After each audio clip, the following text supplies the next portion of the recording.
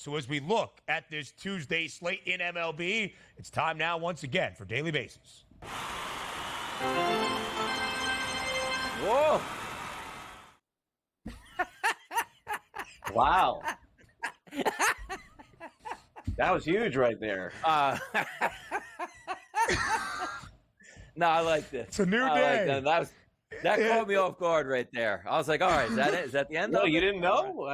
They told me yesterday it's going to be a new graphic.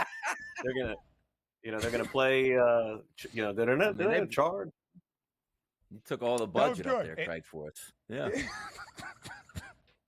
That looked good. So, the Daily Basis, it's a play on words, right? Because we go around on the daily bases of Major League Baseball, but bases, first, second, third, and home, of course, that you need to hit. So, we'll talk about some of the big storylines around this Tuesday card. It's Skenes Day number 6. Tonight, for the first time under the arch, as Paul Skenes gets the start for the Pirates against the St. Louis Cardinals. Pittsburgh booked as a minus 134 road money line favorite. He has been great so far, Craig Mish, that being Paul Skenes, a perfect 3-0 record to start his Major League Baseball career. What can we expect from Skenes today in St. Louis? Well, I mean, if the last graphic is any indication, the head of the Cardinals may get cut off completely. So, I mean, that could be a really bad sign for the Cardinals today. Skenes has been mowing down everyone. I think we talked about this last week on the show as far as his K props and everything else. He's just basically gone over all of them and has been fantastic. So the question is, when does it end? I don't think it does today against St. Louis. Now, whether or not they win the game still remains to be seen. I'm a little disappointed that the Pirates got off to another good start this year and then have sort of faded a little bit. The Cardinals are right back in the mix. And you can see as the odds are about minus 110 on either side. But as far as Skenes' props are concerned, still do like the over on all of them until he's proven us otherwise. Yeah, favorite on the road today. Shows a lot of respect. We'll see what he has to offer, but also another great series tonight starting at 6:35 p.m. Eastern. That's going to be Atlanta Braves and the Baltimore Orioles. Fried has been sensational here, much like a lot of these pitchers for the Atlanta Braves on the season. A minus 136 favorite here at the FanDuel Sportsbook over Baltimore. Now, two things come up here. Baltimore is really good. They're going to battle the Yankees throughout the summer. But the Braves now, Craig, sitting 9 games back of the Philadelphia Phillies. Is there any chance that they can still catch the Phillies? And what's the approach for the Braves for the remaining parts of this season? Yeah, you don't rule anything like that out, Donnie, because, again, it's baseball. There's 162 games. And, look, the Astros, to me at this point, I'm ready to close the book on them. I just, after last night, another emotional loss for them.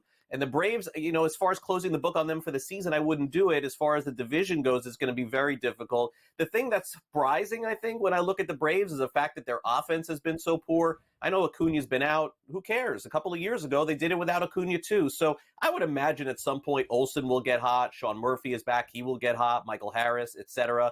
But for the time being right now, I think the play for all Braves games are the team total unders. It doesn't matter where they're playing. They're just not scoring runs. So why wouldn't you let the trend be your friend at this point? I think you look at Atlanta's offense until noted otherwise. The other thing, guys, is that you would have to imagine that if Ozuna is going to be the only one that's formidable in that lineup this season, they're going to start walking him. I know it's crazy to think that Marcell Ozuna would be an intentional walk candidate over the course of the year, but that's kind of where the Braves have been at. They're just not scoring enough.